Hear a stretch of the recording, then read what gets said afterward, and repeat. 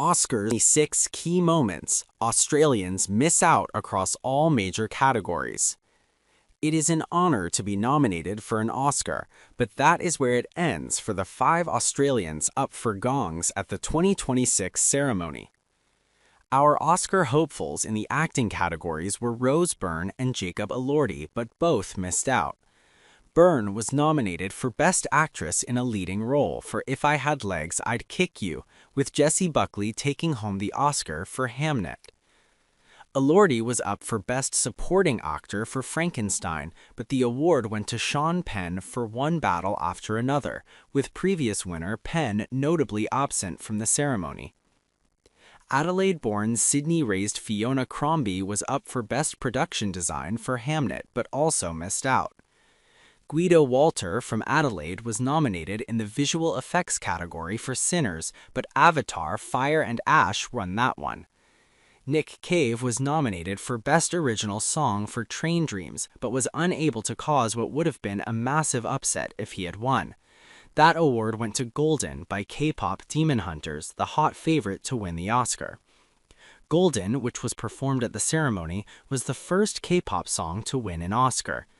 K-Pop Demon Hunters also won Best Animated Feature Film.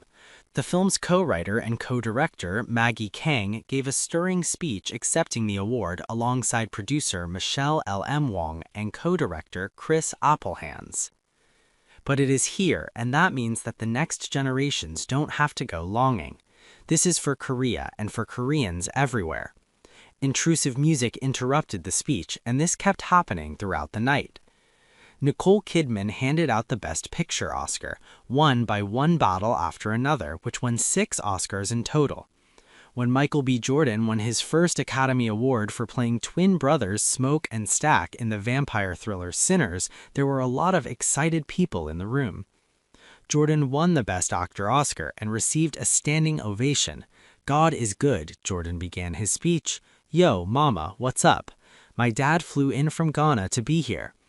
Jordan thanked director Ryan Coogler as well as the rest of the cast and crew. He then turned his attention to other black actors who have won Academy Awards. Sidney Poitier, Denzel Washington, Forrest Whitaker, Jamie Foxx, Will Smith, and Halle Berry. "Thank you for keep betting on me, and I'ma keep stepping up." Jordan also thanked those who went and saw the film. Sinners was the most nominated film in Oscars history. It was up for 16 awards, with the film, which is set in the 1930s, winning 4 of those awards.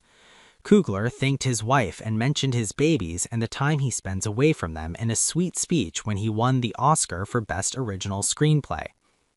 The 98th Academy Awards began with a skit in which host Conan O'Brien, in full weapons-inspired makeup, was seen running away from a bunch of kids, weapons style. It was a strong start ahead of a solid monologue from O'Brien, who also hosted the Oscars last year. "I'm Conan O'Brien, and I'm honored to be the last human host of the Academy Awards," he said. O'Brien had a dig at the state the world is in, saying last year there were fires in LA, but this year everything is fine.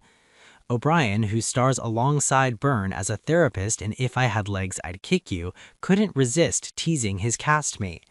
"It's hard to act in a scene with someone you've always had an enormous crush on," O'Brien said, "but Rose, you did a good job." He kept on landing those zingers, pointing to Timothée Chalamet's controversial comments about ballet and opera, saying, "They're just mad you left out jazz." He circled back to these very chaotic, frightening times by saying there were 31 countries across 6 continents represented at the